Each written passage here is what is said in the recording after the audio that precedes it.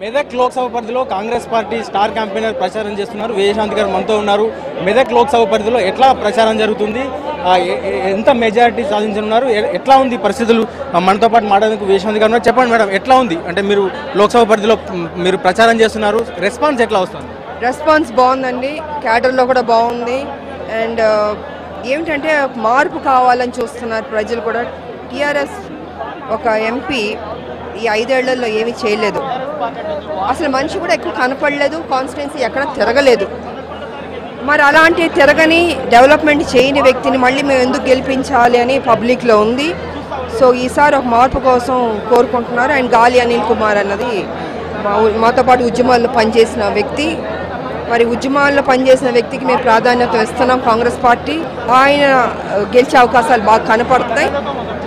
మేము న్యాయంగా పెడుతున్నాం. నేను ఎంపీగా ఉన్నప్పుడు అనేక డెవలప్మెంట్ కార్యక్రమాలు చేపట్టాను. మ్యాక్సిమం తిరిగాను నేను ఎంపీగా. ఒక పక్కన ఉద్యమాలు జరుగుతుంది, ఒక పక్కన అరెస్టులు, జైళ్ళు, పోలీస్ స్టేషన్లు, ఢిల్లీ పరిగెత్తడం, ఢిల్లీలో వాయిస్ వినపడడం, ఇంత బిజీ షెడ్యూల్, ఇంత ఉద్యమం ఉవ్వెత్తున ఉన్నప్పుడు కూడా నేను కాన్స్టిట్యున్సీకి వచ్చాను. అనేక గ్రామాలని కవర్ చేయడం జరిగింది, మ్యాక్సిమం కవర్ చేస్తాను నేను. కాంగ్రెస్ నేతలు కూడా ఇప్పుడు ఈ నియోజకవర్గం నుంచి పార్టీలు మారుతున్న సందర్భంలో మీరు క్యాడర్ని ఎట్లా కాపాడుకోబోతున్నారు? ఇప్పుడు ఇవాళ ఏ సంఘటన జరుగుతుందో ఇలాంటివి ఒక స్టేజ్లో వచ్చిందండి, ఒకప్పుడు కూడా జరిగింది కాంగ్రెస్కి. అయినా దాని తర్వాత ఏం భయపడలేదు. క్యాడర్ ఉంది, క్యాడర్ అన్నది స్ట్రాంగ్గా ఉంటుంది కాంగ్రెస్కి. మా వెన్నెముక లాంటి వాళ్ళు బతికించుకున్నారు కాంగ్రెస్ని. అప్పుడు కూడా చాలామంది వెళ్ళిపోయిన తర్వాత కూడా మళ్ళీ కొత్త వాళ్ళు వచ్చారు, నిలబడ్డారు, అధికారంలోకి వచ్చారు, పరిపాలించింది కాంగ్రెస్. ఇవాళ మళ్ళీ అలాంటి ఒక సిచ్యువేషన్ వచ్చింది కాబట్టి భయపడాల్సిన అవసరం లేదు. క్యాడర్ అందరూ ఉన్నారు, ఎవరు క్యాడర్ వెళ్తలేదు.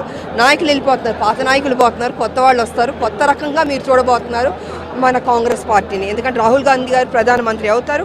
ఇక్కడ మన తెలంగాణలో కూడా కాంగ్రెస్ అద్భుతంగా ఉంటుంది. కొత్త నాయకులతో చిత్తశుద్ధితో పనిచేసే వాళ్ళు మాకు వస్తారు.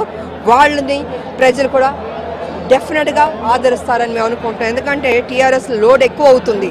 పాత వాళ్ళందరినీ తీసుకుంటే ఏదో రోజు యాక్సిడెంట్ అవుతుంది, అదే జరగబోద్ది. టీఆర్ఎస్ ఓవరాల్గా మొత్తం తెలంగాణ వ్యాప్తంగా ఎన్ని సీట్లు వస్తాయి అనుకుంటున్నారు కాంగ్రెస్? మేము కేసీఆర్ చెప్పినట్టు అబద్ధాలు చెప్పినట్టు 16 ఇవ్వండి ప్రధానమంత్రి అవుతుంది అని అలాంటివి కాదు. మా రాహుల్ గాంధీ గారు ప్రధానమంత్రి అవుతారు. ఎందుకంటే బీజేపీ అండ్ కాంగ్రెస్ మధ్యన జరుగుతుంది యుద్ధం. ఈయన మధ్యన చిన్న పుట్టగొడుగులాగా వచ్చి నేనున్నానని చెప్పుకుంటున్నాడు కేసీఆర్. ఇవన్నీ కాదండి.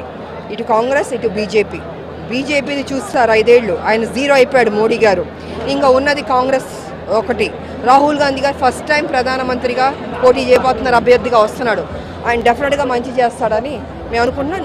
మంచి సీట్లు ఇక్కడ మా తెలంగాణ రావాలని మేము కోరుకుంటున్నాం. ఇది విజయశాంతి గారు చెప్తున్నారు. తెలంగాణ వ్యాప్తంగా కూడా మొత్తం మీద మంచి సీట్లు కాంగ్రెస్ సాధించబోతుందంటే కూడా చెప్తున్నారు. కెమెరామెన్ గోపాల్తో శ్రీధర్, V6 సంగారెడ్డి.